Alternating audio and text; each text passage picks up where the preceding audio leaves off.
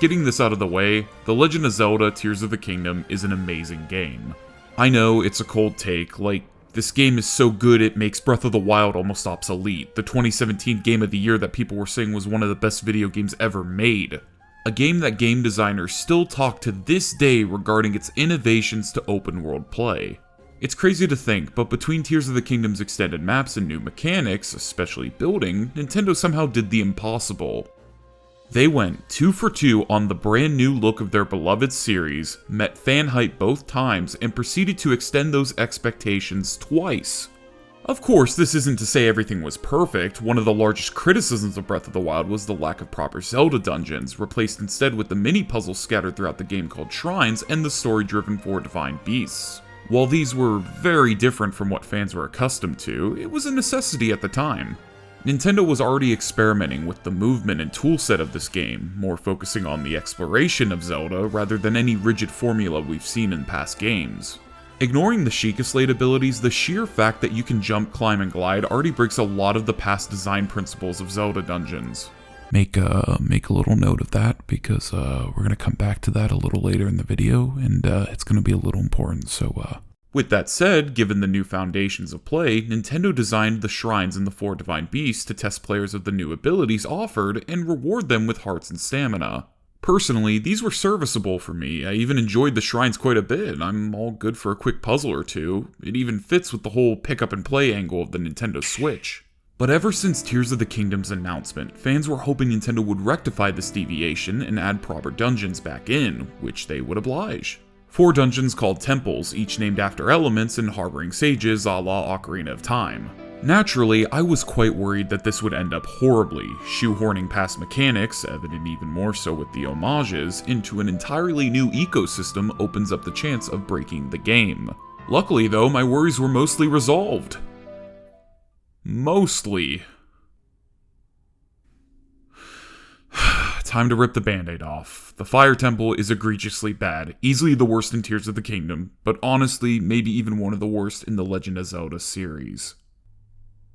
Let me briefly explain. The biggest offense that the Fire Temple has is its lack of self-awareness. What I mean by this is that the way this dungeon is designed is not conducive to the mechanics and ecosystem established in Tears of the Kingdom.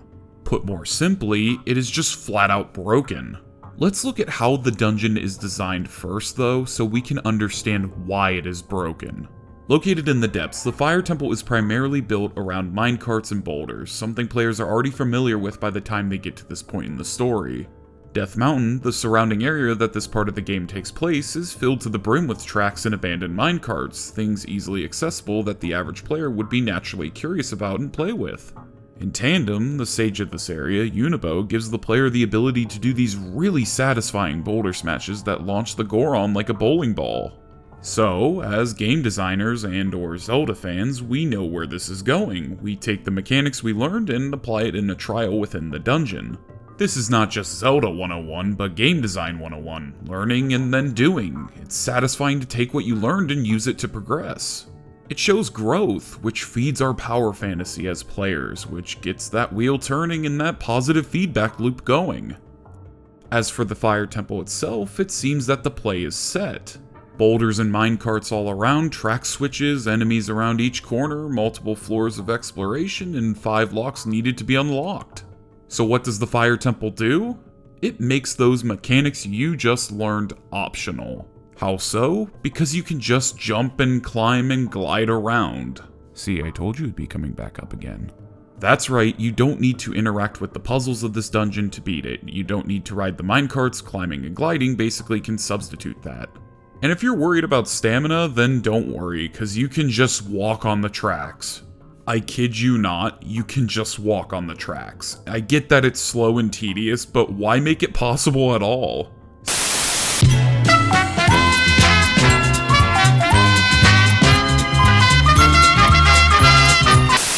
Since all the locks are marked on the minimap, you got everything you need right out of the gate to get to those locales.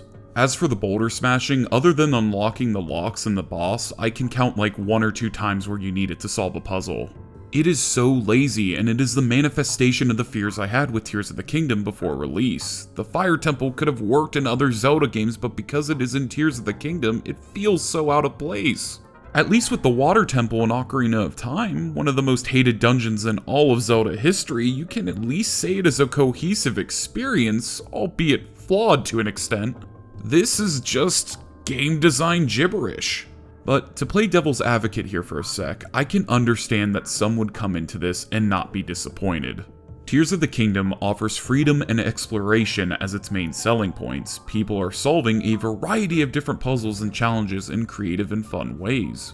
I mean, just look at some of the stuff Twitter has been building. Live and let live, you know? And you know what? I did. The Fire Temple was the first dungeon I did in my playthrough, so I just thought that that was a weird angle that they were going for in this game. I could have lived with that. I'd been disappointed, but at least I could sleep at night. But nope, none of the other dungeons suffer this flaw, at least to this extent. The designers just got lazy on the Fire Temple, no ifs, ands, or buts. And when I realized this after beating the game, it made me even more sad and angry. Sangry, if you will. A game with so many highs holds such a deep and dark low in the Zelda series. But on the bright side, this is a learning opportunity, and part of the reason I wanted to make this video. Even the best of games are not perfect, and what fails is something we can learn from and improve upon later on. We keep striving and we keep growing, and thus we keep getting better and better. Hopefully.